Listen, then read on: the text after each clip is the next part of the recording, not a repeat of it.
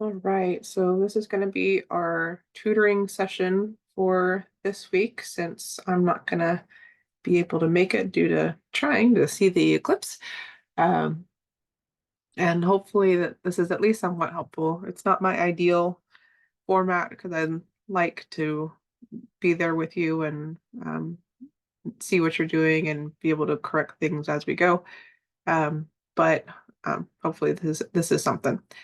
Um, Okay, so this chapter is on thermodynamics, which is the study of relationships and conversions between different forms of energy. So technically, we've actually been covering thermodynamics already before now. Um, Chapter 13 was a lot of thermodynamics, but a lot of times when we're talking about thermodynamics in relation to chemistry, we're specifically talking about those relationships as it comes to chemical equations, chemical reactions. And so that's what the focus of chapter 14 is. Um, so specifically, we're going to be looking a lot at enthalpy, which is finally using a H abbreviation, but yet you don't see the word heat. Um, but This enthalpy is the measure of energy a substance contains. It's actually a really hard thing to measure. But what is easier to measure is the change in enthalpy or the delta H. So that's what we are going to be using this whole time in this chapter. We won't actually use H by itself, but we'll always be talking about delta H. And so that's the energy change that accompanies a chemical or physical change. Um, so uh, delta H is most commonly measured in kilojoules per mole or simply kilojoules, depending on like how specific we're trying to be. Um, just kind of a side note, enthalpy actually includes not only energy, but the pressure and the volume of a substance when you measure it. Um, but delta H doesn't have those, right? It only has the kilojoules and possibly on a mole or gram basis. Um, and the reason for that is with delta H, typically your pressure and your volume are constant. And so there is no change in the pressure or the volume. And so those are kind of canceled out and you don't have to work with them. And so in reality, we call this the change in enthalpy. Um, but really we are actually kind of measuring the change in heat and the heat energy because that's the only units that we really have in there is the kilojoules. I will note that also is kilojoules that delta H is most commonly in, not joules. And that's because the amount of energy is so high, we'd always have thousands of joules or millions of joules that we'd be talking about. And so to simplify that, it works better to have everything already in kilojoules there. Okay, so this part's a little bit of a review from chapter 13 is exothermic reactions release heat, right? So the heat is escaping from the system. So when we are talking about enthalpy, we're always talking about what energy change is happening in the system, okay, in the chemicals that are part of the reaction. That's what I'm calling the system, okay?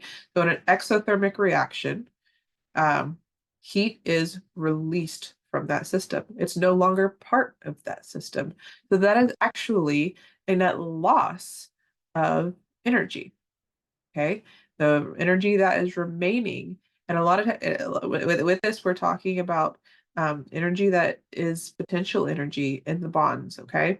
So the energy that is remaining after that heat is lost is less energy than was initially there because you have that energy left the system, okay?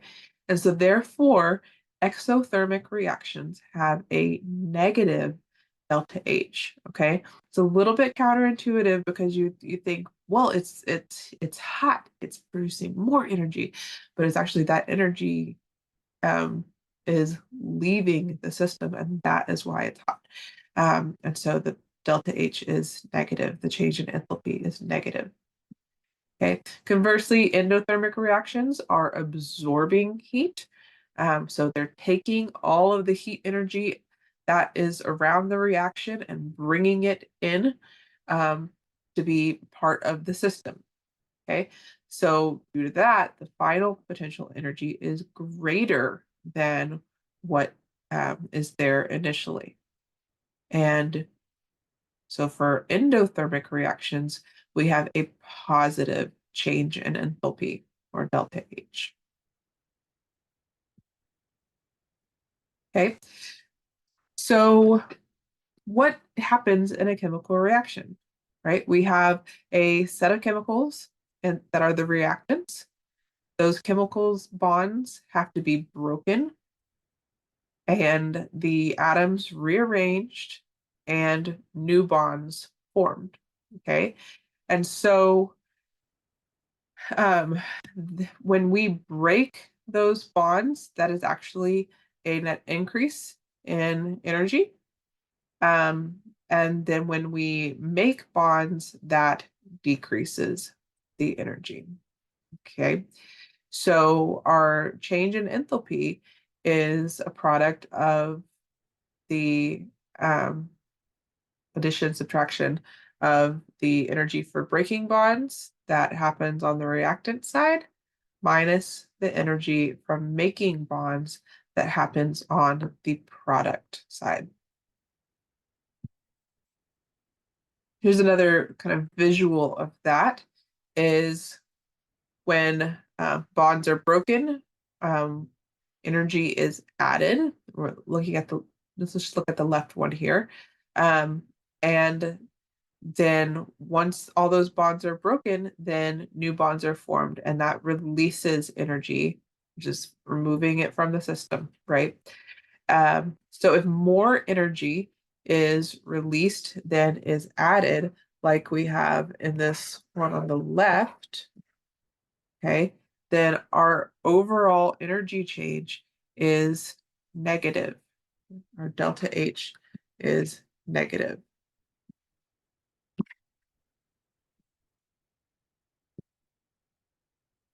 Okay.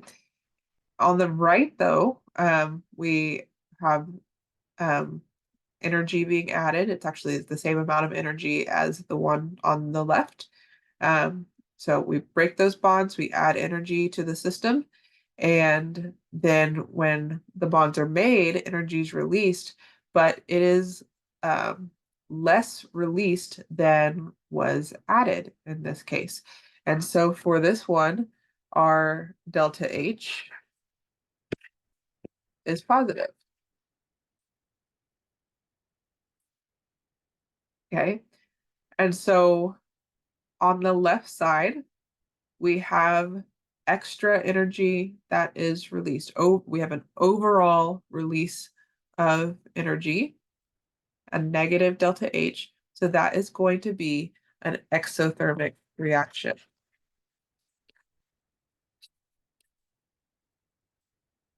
On the right side, we have more energy made than was released. So overall, we have a net energy absorption going on. And so it's going to be an endothermic reaction.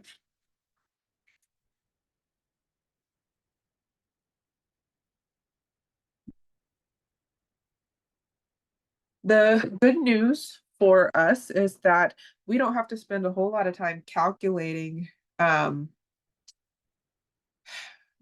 or we don't have to figure out ourselves how much energy is produced when a bond is broken or made.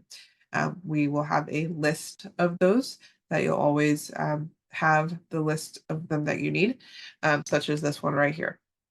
Okay, and so this tells you that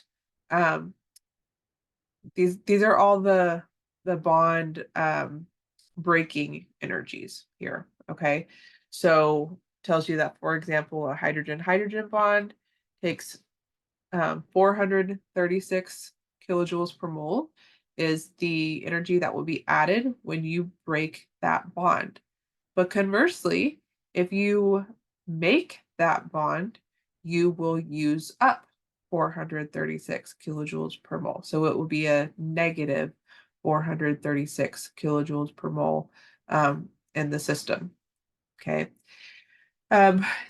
Dr. Wild points it out in the book, but I'll point it out here too, is if you look and compare the single bonds, which are all shown with one line here, to bonds that are double bonds. It's just like we have a carbon-carbon bond here, oxygen-oxygen, carbon-nitrogen. The double bond values are always higher. Double bonds have more energy in them.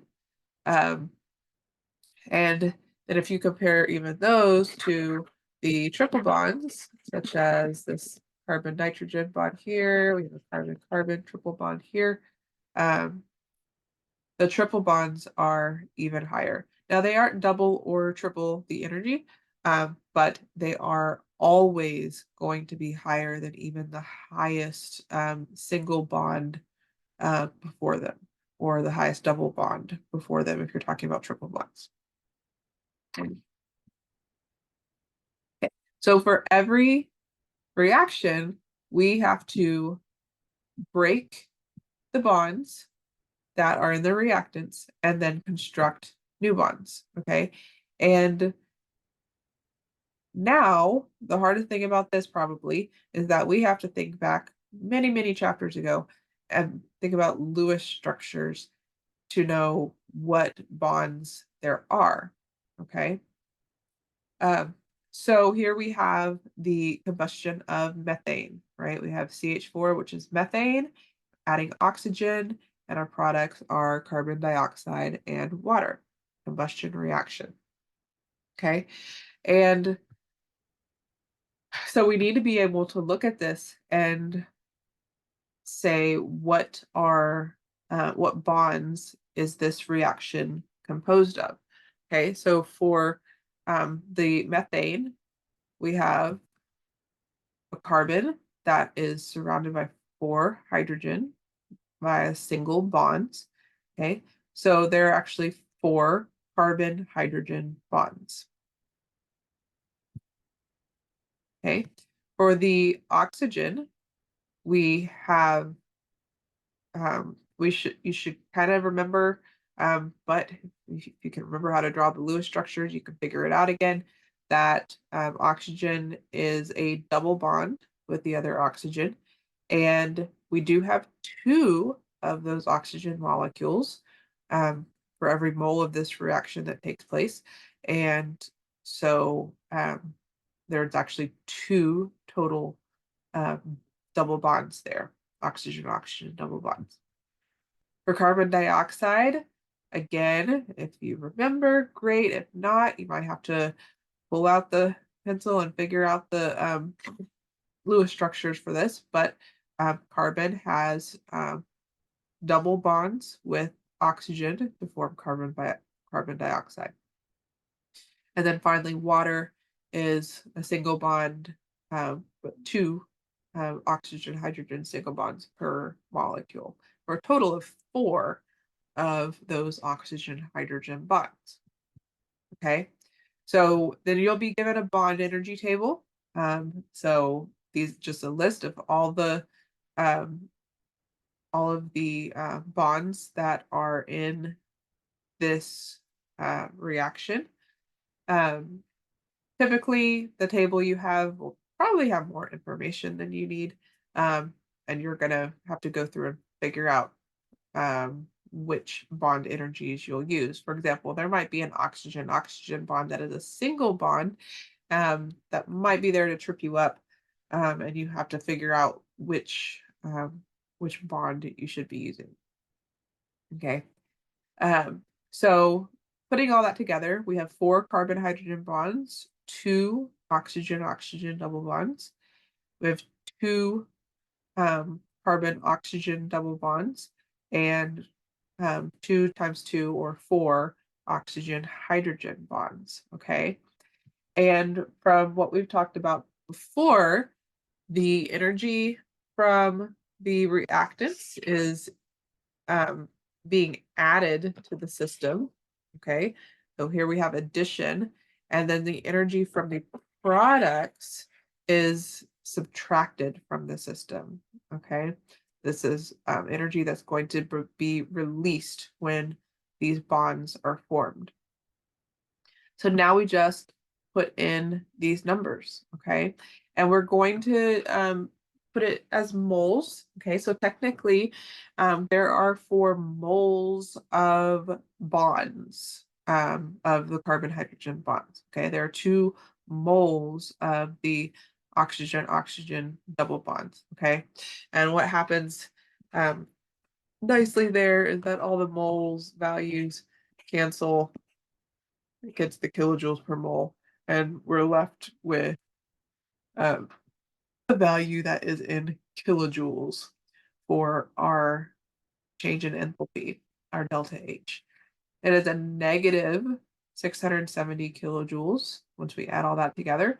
And so this is definitely an exothermic reaction, which makes sense, right? Because it's a combustion reaction, so it should be exothermic. Okay, so let's do another practice problem. If you think you're ready for this, let's go ahead and try doing this one yourself. I do have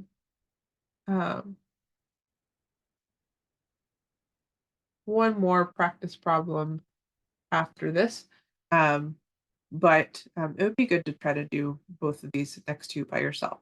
So go ahead and pause the video and try to work this by yourself. And then when you're done, start it back up and I'll show you the solution. Okay, so we're just going to take the bond energies. Now here, I'm going to shorthand this. I'm not going to actually put the moles like I showed you here, all this stuff. As long as you know that your final value is going to be in kilojoules and you can put that in the with the correct units, I am not going to fuss over you too much. Okay, so H2, right? That's obviously a hydrogen-hydrogen bond. And so we're going to have 432 kilojoules added there.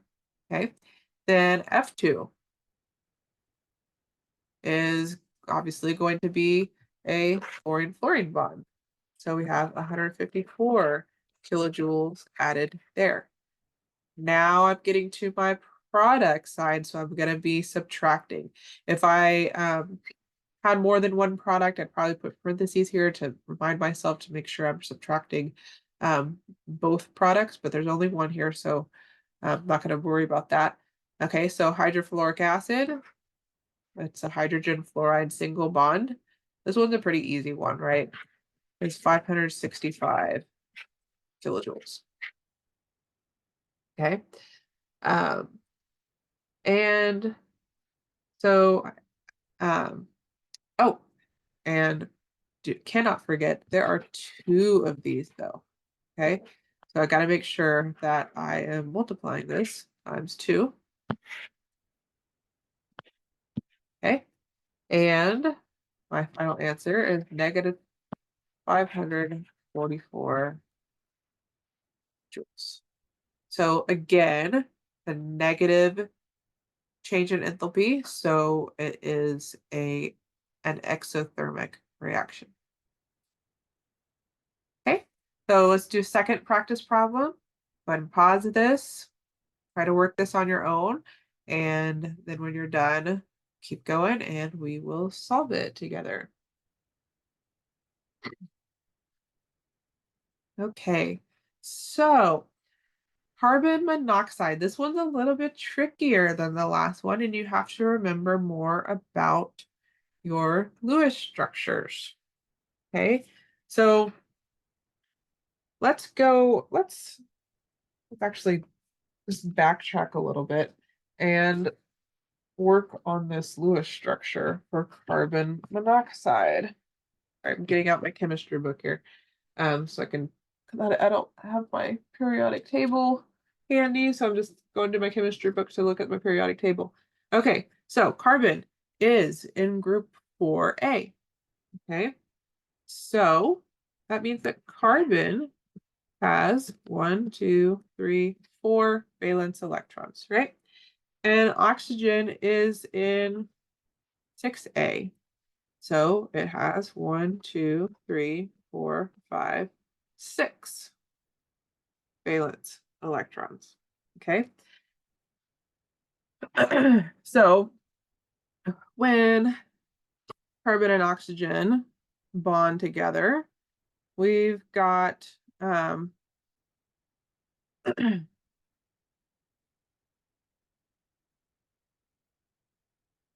on just a second.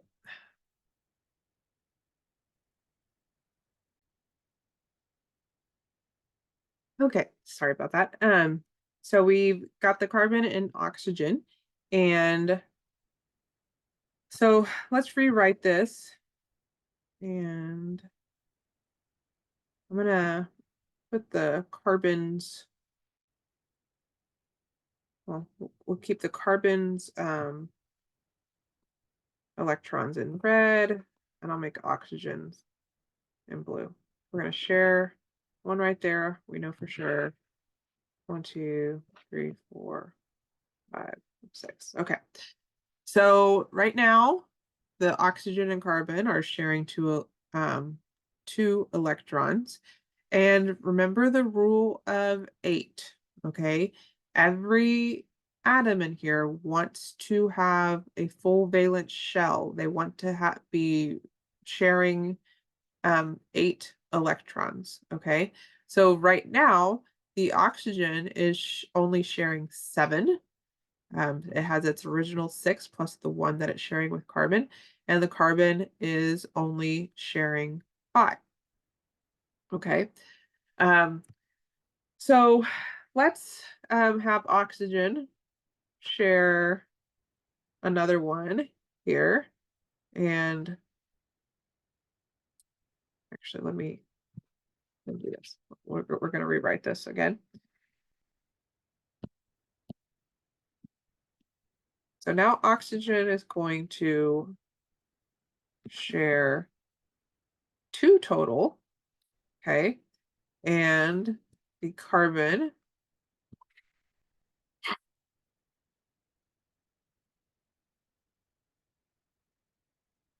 we're going to have it share 2 as well, okay?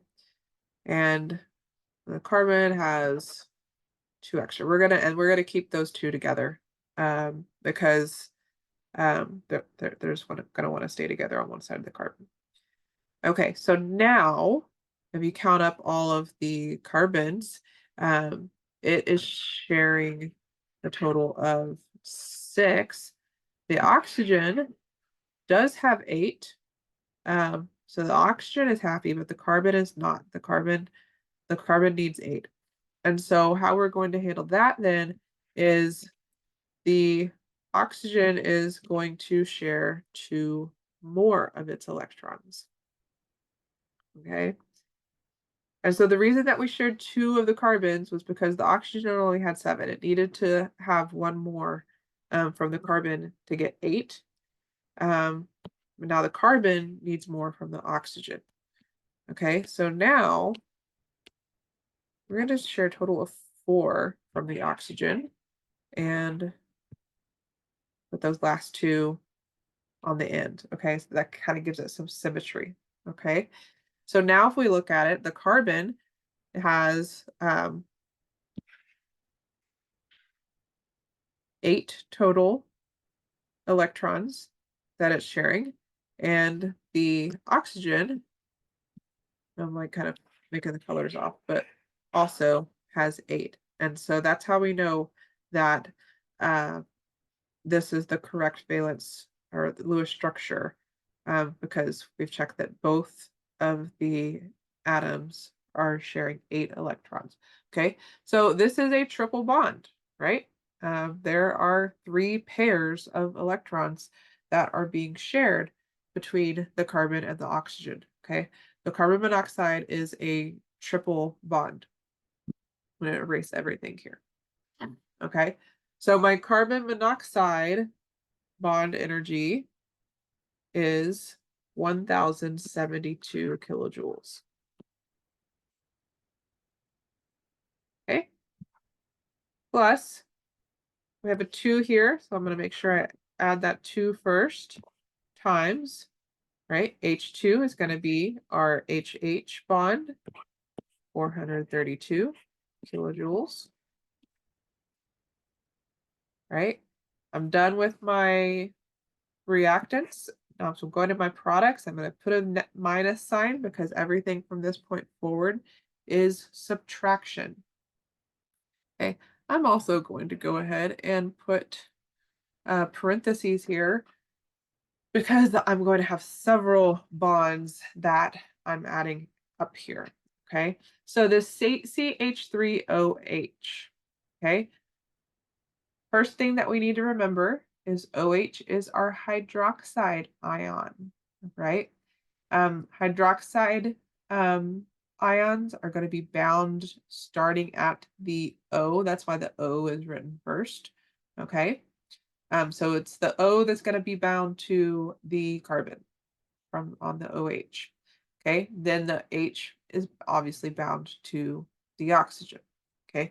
So what that looks like is this right here. We have carbon in the middle. We have 3 hydrogen bonds, oxygen, and hydrogen. Okay. And in this case, there are no double bonds. So carbon has its 4 valence electrons. It's going to share 1 each with hydrogen. Okay, so that gets it to 7, and then it shares 1 with oxygen, and that gets it to 8. The oxygen has 6 to start with, right? And it's sharing that 1 with carbon, so that's 7, and it's sharing 1 with hydrogen, so that's 8. So everything is happy in this Lewis structure with just single bonds, okay? So now we can see what bonds we have. We have 3 carbon-hydrogen bonds. So it's going to be 3 times 413.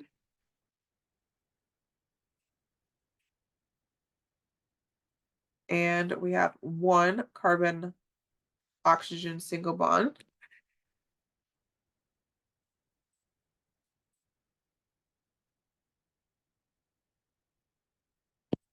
And we have 1 oxygen hydrogen single bond.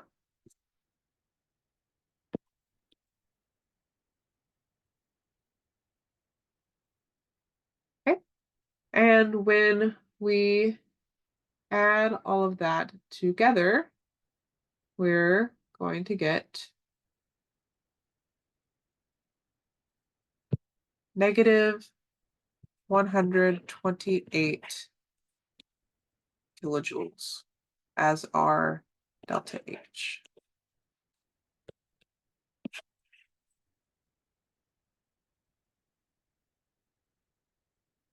All right. And so again, this is a negative change in enthalpy. So that's going to be an exothermic reaction. We are losing energy. That energy is being released in the form of heat. It's exothermic. Okay, so using the bond energies is all well and good, but it doesn't take into account if there is a phase change. If we think about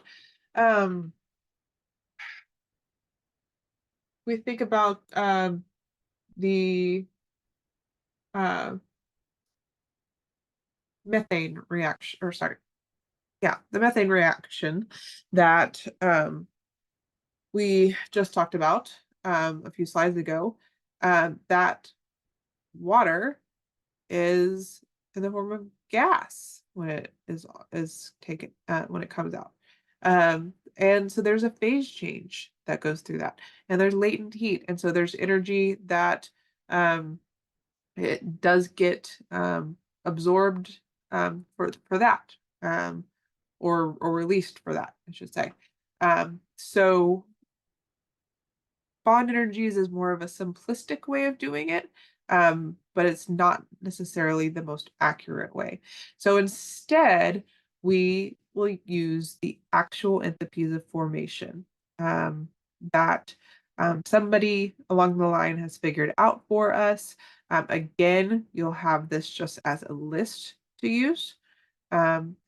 And these are designated with the abbreviation delta HF. And it usually has this symbol here, which if you don't know better, it looks like a degree symbol.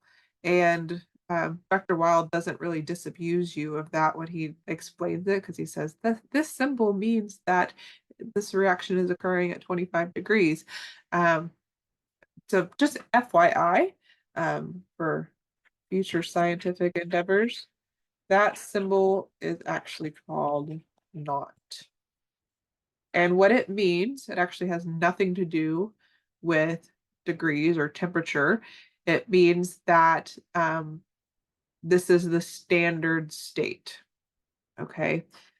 So for latent heat, the standard state means that you are measuring it at 25 degrees Celsius. Okay.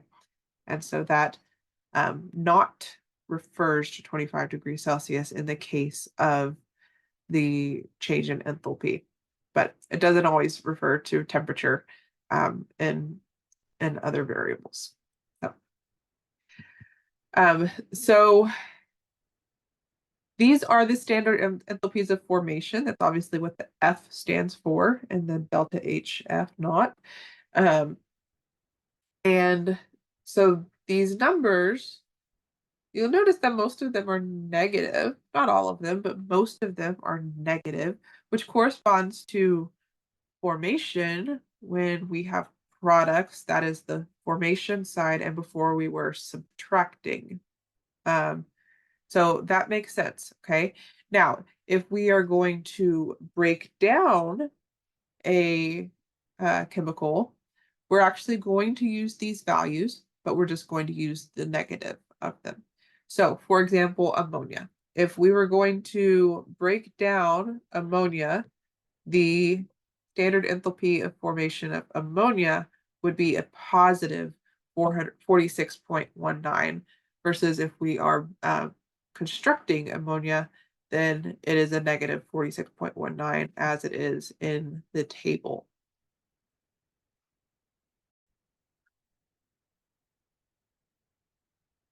And the final thing that I want to add here on this standard enthalpies of formation is that you often won't be given the enthalpies of formation of everything, because any element that is in its natural phase has a standard enthalpy of formation of 0.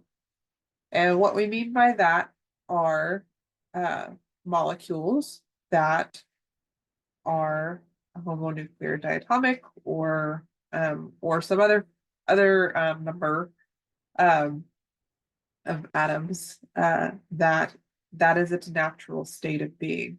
Okay, so the place where it wants to be is actually the place with the least energy that it takes to form it, right? So oxygen requires 0 energy to form O2, right? Hydrogen requires 0 energy to form H2, okay?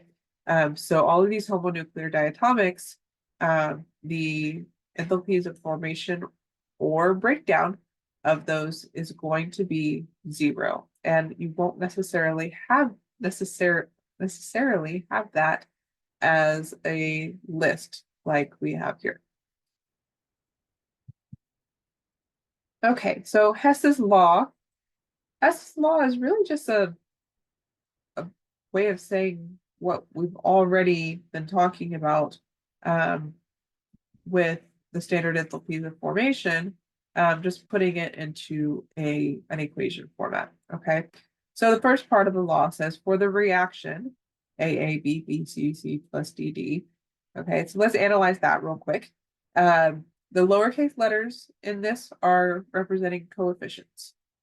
Okay, so, and then the uppercase letters are the chemical formulas. So the uppercase A could be sodium chloride, and the lowercase a is for every 1 mole of sodium chloride plus whatever other chemicals you have. Okay, so B is another chemical, and the lowercase b in front of that is the coefficient in front of that. Okay, so just plug in what the formulas are. And it doesn't have to just be A, B, C, and D. Okay, it could be that there are 3 products or only 1 product. The principle here is the same, and you'll see what I mean in a second. Okay, so for that reaction, the delta H, the change in enthalpy, is what you're going to do is you're going to start on the product side. Okay, so notice that we're starting with C here. And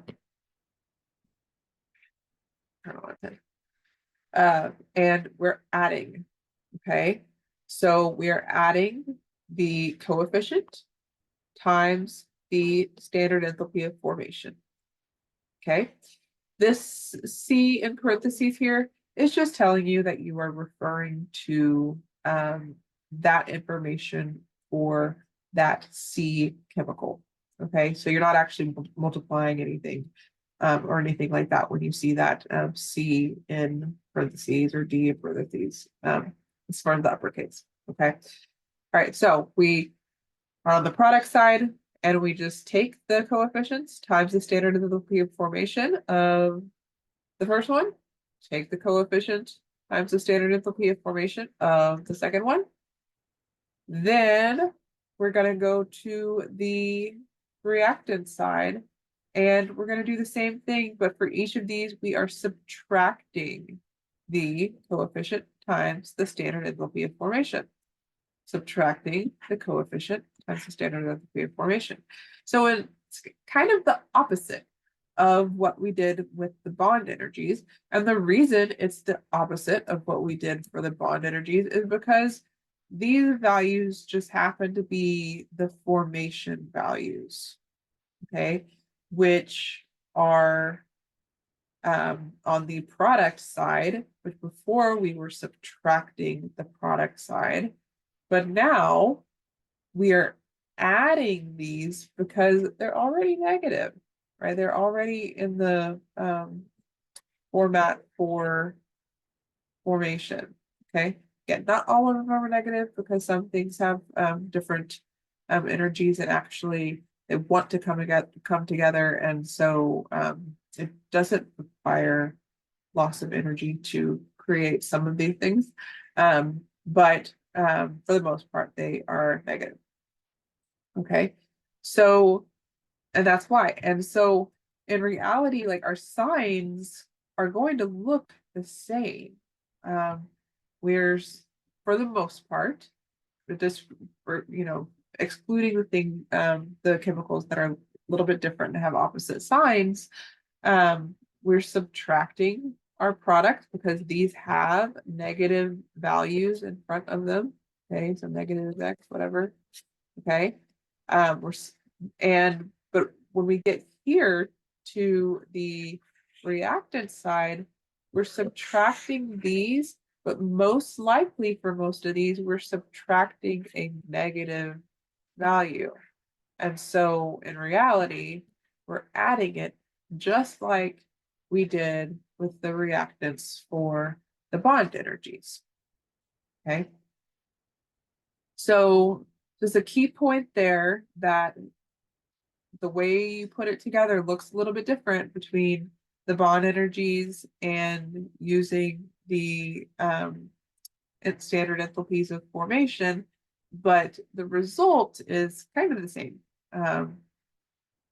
With that is in general, you're going to be adding your reactants. Your reactants are going to be contributing positively toward the value, and your products are going to be contributing negatively towards the value. with the exceptions being if the standard enthalpy of formation is a positive value, which sometimes does happen. Okay.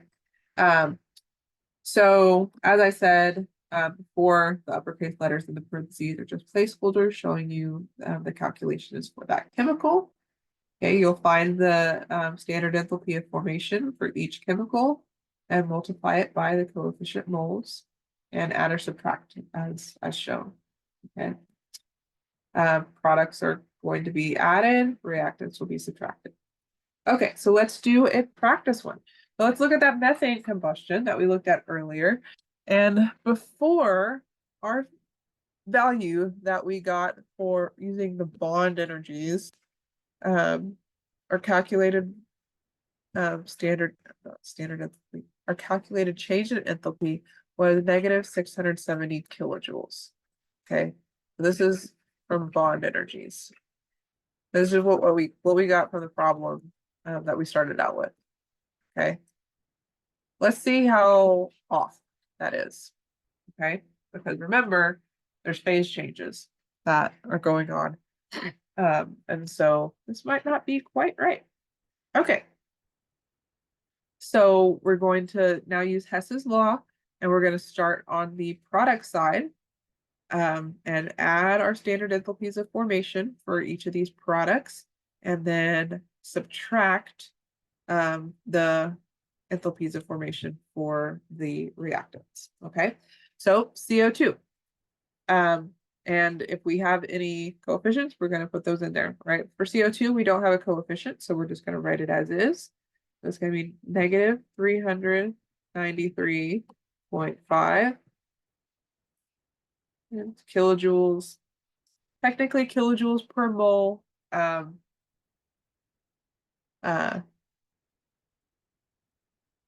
But we'll just say kilojoules.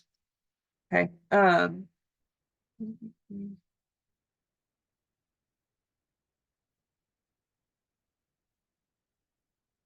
just wrote the wrong thing, didn't I? No, I didn't. Okay. Now for the then H2O. So we have plus 2 times H2O is negative 241.8.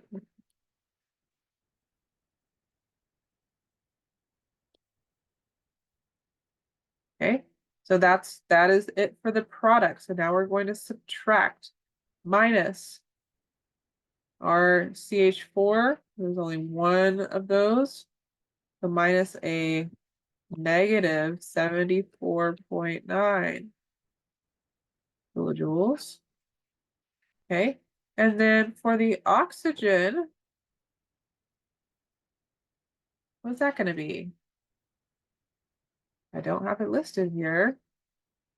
It's going to be minus 0 because that oxygen is in its standard state, right? And so it has an enthalpy, standard enthalpy of formation of 0. Okay. So now I'm going to add all this up, right? And keep in mind that this 74.9 kilojoules from the methane, right? It's a minus a negative, so technically we're adding it, right? So we put all this together and you'll get negative 802.2 kilojoules is our actual enthalpy of methane combustion. Okay. Now, like an unspoken thing here is I say it's kilojoules, and I'm not having you write kilojoules per mole, right? But this is considered if all of this is converted to, if this entire equation is converted to moles, that's what this is. All right. So like this is what the enthalpy of combustion of 1 mole of CH4. Okay. So it's kind of like an unspoken that per mole is in here in the answer, but this answer is still correct. Okay. All right. Now, let's try to do one on our own. So go ahead and pause this. You should have all the information you need here on the screen and try to work it out. And then come back when you're done and we'll solve it together. Okay, I'm going to start on the product side, right? I have 6 CO2. So I'm going to put that coefficient there first, right? Look at my table for CO2. 6 times negative 393.5 kilojoules. Okay. Then I have another 6 of H2O. 6 times negative 285.8 kilojoules. Now I'm going to my reactant side, so I'm going to be subtracting. Okay. And I only have one of these C6H12O6. The standard enthalpy of formation is negative 1275.0 kilojoules. And then last is oxygen. That's another 0, right? Because oxygen is in its standard state with Earth. Okay. So now I put all that together. For me, it's just kind of a FYI. I'm not gonna go through the trouble of subtracting a negative in my calculator. Just add it, right? If you see it there, just change 2 negatives, change those into plus signs, and just add it in your calculator. Instead of giving yourself one more thing that you can have an error on. Okay. So bring all that together. I get negative 2,800.8 kilojoules. Okay. So that's 5 significant figures, right? But I'm going to keep it that way because this is just an addition problem. Okay. So I'm going to follow the rules for addition, and all of these have the same precision of the tenths place. Okay. So even though there's 4 significant figures for the water and the carbon dioxide, I'm going to have 5 total in my answer because I'm basing it off of the precision because it's an addition problem. And so I'm going to go to the tenths place. Okay. Moving on now, we're going to add a little bit of stoichiometry to this. Okay.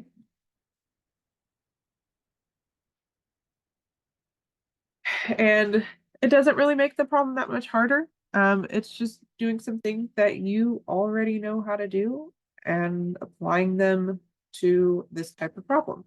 Okay. So, like I said before, like this kilojoules, it's unwritten, but okay to have it unwritten if the question is asking you like this one. But it's per mole. Okay. So for every mole of C6H12O6, I have 2800.8 kilojoules of or negative 2800.8 kilojoules of heat.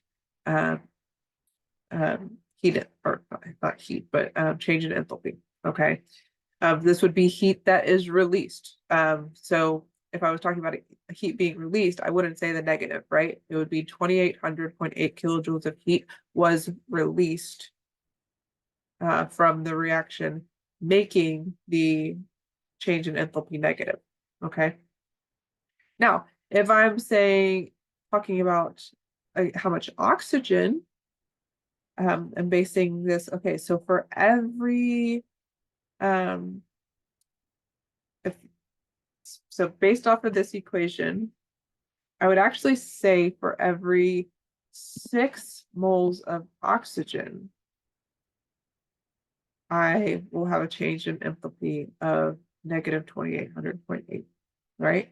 Or 1 mole of C6H12O6. It's just whatever the coefficients are in this, okay? For every 6 moles, or for every 6 moles of water produced, 2800.8 kilojoules of energy are released, okay? So that's going to be a key point here in the stoichiometry problem. Okay. So given this following equation, how much energy would be released or absorbed if 500 grams of ozone were reacted with an excess of hydrogen? Is that reaction endothermic or exothermic? Okay, so it tells me I'm going to be focusing on the ozone with the stoichiometry, and I'm going to ignore hydrogen. First thing I'm going to do, though, is I'm going to figure out what my change in enthalpy is for just 1 mole. Okay, so as written, I'm going to start out with my products as before, right? And I have 3 water, 3 moles of water that are produced for each mole of this reaction happening. And my standard enthalpy of formation is negative 242 kilojoules. Okay. And now I'm going to subtract because I'm already to my reactants. So for my hydrogen, that's going to be a big fat 0, right? Because hydrogen is in that standard state or native state. And then for oxygen, or not oxygen, but ozone, I'm still subtracting. And my standard enthalpy formation here, it's actually one of the positive ones. The coefficient is 1, so I don't need to add anything in front of it, or multiply anything in front of it. Just going to be a simple subtraction of 143. So my standard enthalpy of formation here is going to be 48 kilojoules. Okay, and we're talking about ozone. So per mole of ozone. Okay.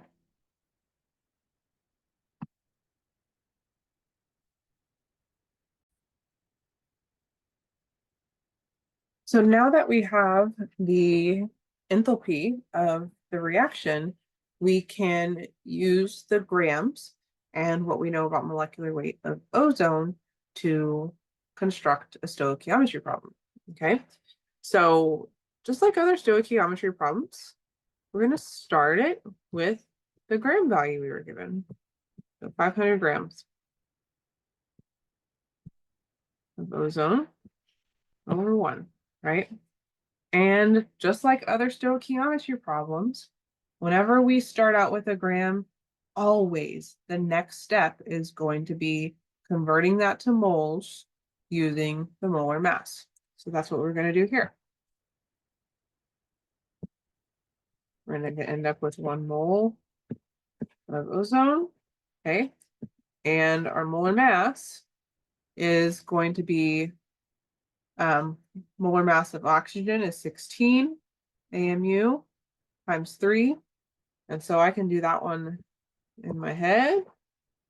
48.00 grams per mole for ozone. Okay.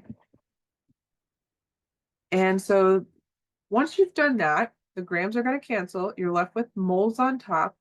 And look at this. We have moles on bottom here with kilojoules on top. And so that's how we're going to convert it to how much energy. So just going to plug that in there. 8 kilojoules per mole of ozone. And we're going to end up with negative. Wait, I have something wrong here. Oh, you know what?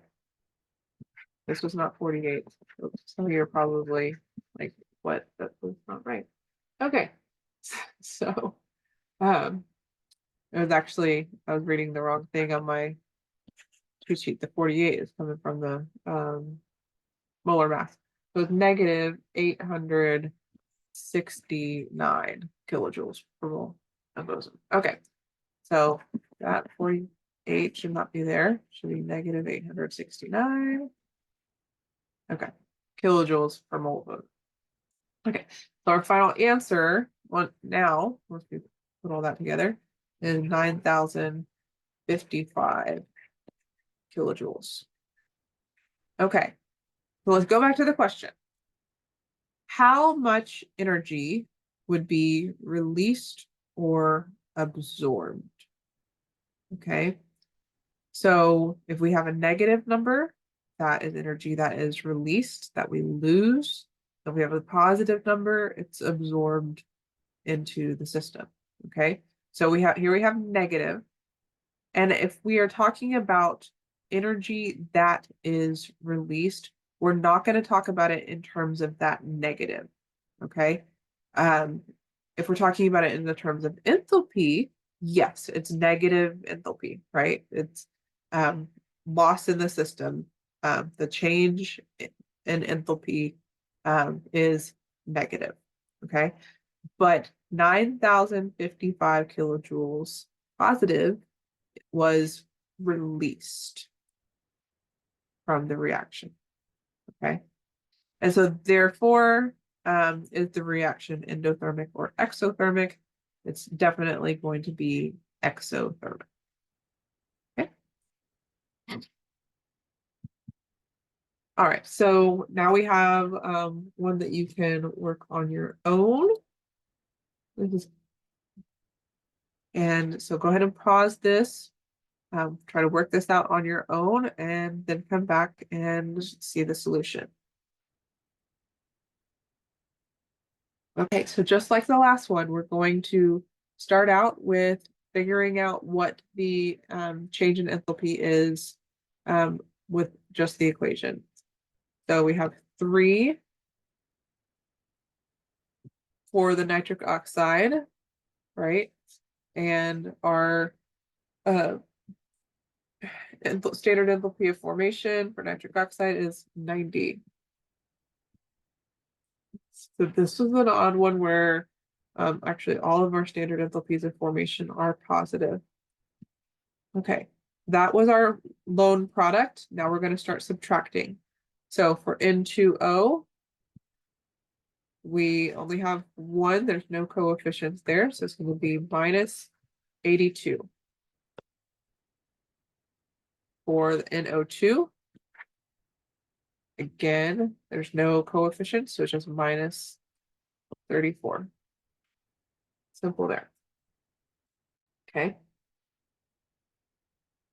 And so we get 154 kilojoules. Okay, per. Now let's look at what this question is asking for us. Okay, so whenever we're doing the per mole, you need to look at per mole of what. Okay, so this is how much energy would be released or absorbed in the production of 75 grams of nitric oxide. Okay, so looking at nitric oxide here, there's actually 3 moles produced in this reaction. Okay, so this value is going to be 154 kilojoules per 3 moles of nitric oxide. Okay. Now, we're going to do the stoichiometry problem. So we're just going to start with the gram value that they give us, 75.0 grams of nitric oxide over 1, and multiply using a molar mass conversion. Okay, so nitrogen has a AMU of 14.01. Oxygen is 16. And so our molar mass is 30.01 grams per mole. And now we can multiply times the change in enthalpy values that we got previously. 154 kilojoules per 3 moles of nitric oxide. And we end up with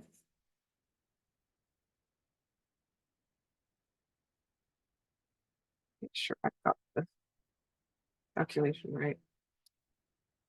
We can get rid of missed correcting something that I had a mistake on earlier. So let me just double check this real quick. 75 times divided by 0.01 times 154. Yeah, divided by 3. We end up with 128.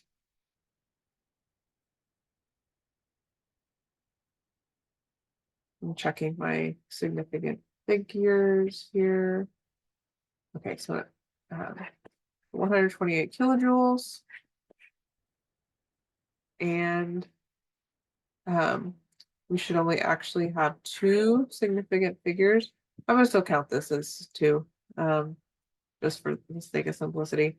And so we'll end up with 130 kilojoules as our final answer.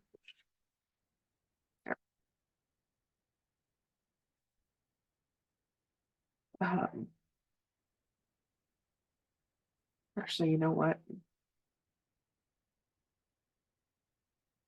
I'm gonna say we'd actually end up with 3 kilojoules, or it's not 3 kilojoules, 3 significant figures. And here is why.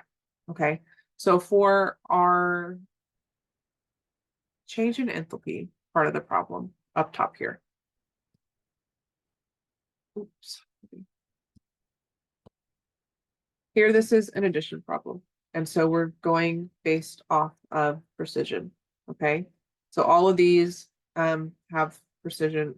Again, I'm just going to ignore the 91, but precision to the ones place. Okay, so 154 is the correct precision there. Okay, now when we get down here, all of these are multiplication, and so we are going by number of significant figures. And so our minimum number of significant figures is 100. Is this 154, which is 3 significant figures. And so we would keep this as 128 kilojoules. It gets more complicated when we are having to follow lots of rules for the significant figures. I'll admit that. All right. So now we're going to look at activation energy. So for any reaction to take place, there usually has to be some kind of little kick, okay? Some kind of energy that's required to initiate that reaction. It doesn't just occur on its own. So sometimes that activation energy is very low. If it's a reaction that can occur at room temperature, there's very little that needs to happen to activate it. But other times you might have a very large activation energy, such as something that needs to have heat so high that it's burning to, or I guess to initiate the burning, like of the combustion reaction. And that basically causes the molecules to move at such a rate that the force of that energy makes that reaction happen. Okay. So we can draw that in a diagram. And these diagrams are called reaction coordinate diagrams. Okay. And so the idea is that you start out with a certain level of energy. Energy is added to the system in the form of activation energy. And then when you get to this peak here, this is when the reaction actually starts taking place. okay? And so energy will drop from that point, and until you get to the products, and that is the final energy level that the products contain, okay? Now, note that your delta H, your change in enthalpy, whenever we have a delta, it's final minus initial, right? And so what we're measuring is final down here minus initial. This activation energy does not play into that, right? We don't even touch this area here that was part of the activation energy, okay? So when we're measuring this enthalpy change, we don't take that into consideration, okay? Similarly, on the right side, the reactants in this case have less energy than the products, okay? We had this big hump in activation energy, but we're brought down here. But the delta H is the final, the C plus D energy minus the reactants. This area in between here. That was our enthalpy change. Okay. So when you are looking at these, there's a few things I want you to be able to recognize, okay? You need to be able to look at that delta H and be able to measure it if I've given you values on the axis, okay? So what is the difference, the measurable difference between the reactants and the products, okay? You should be able to do the same thing for the activation energy. Okay, so from the reactant energy to the top here, what is the activation energy if you're measuring it on the graph? Okay. Finally, you should be able to tell me whether the reaction is endothermic or exothermic based on these diagrams. And remember, you're just looking at the enthalpy change. So if the product energy is less than the reactant, then you have an exothermic reaction because you have lost energy. That energy was released exothermically. If your products are at an energy level that is greater than the reactants, then you have an endothermic reaction because you are storing energy in your products. Okay. So let's have a little bit of practice. Okay, I'll just go ahead and pause this and think about these questions. And once you have the answers, unpause it and we'll go over it. Okay. So first one, exothermic or endothermic, right?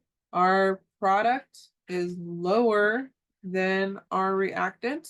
And so this one is going to be exothermic. Our delta H is going to be 200 minus 300. So it's negative 100 kilojoules. Right? Remember our final minus our beginning. And then our activation energy is going to be the difference between the top here and the reactant. So I'd say this is probably about 575. Okay, and it's okay that it's an estimate. Minus 300, so our activation energy is 275 kilojoules.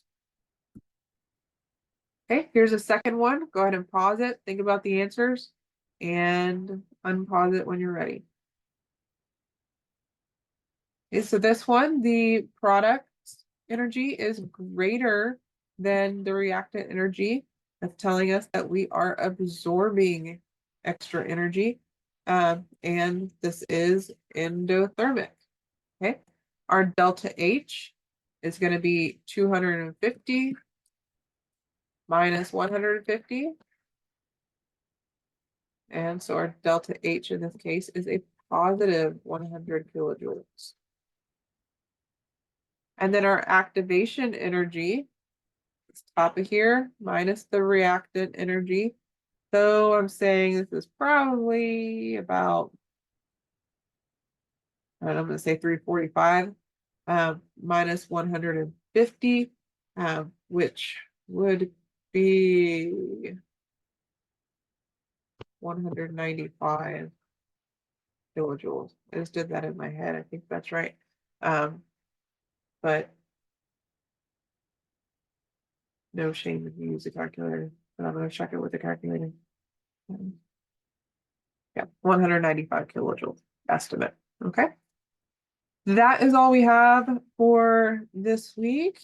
I hope the weather works out and everybody can see the eclipse. And either way, I will see you in class on Tuesday, and have a great weekend, eclipse, whatever it is coming next as you're watching this. All right, bye.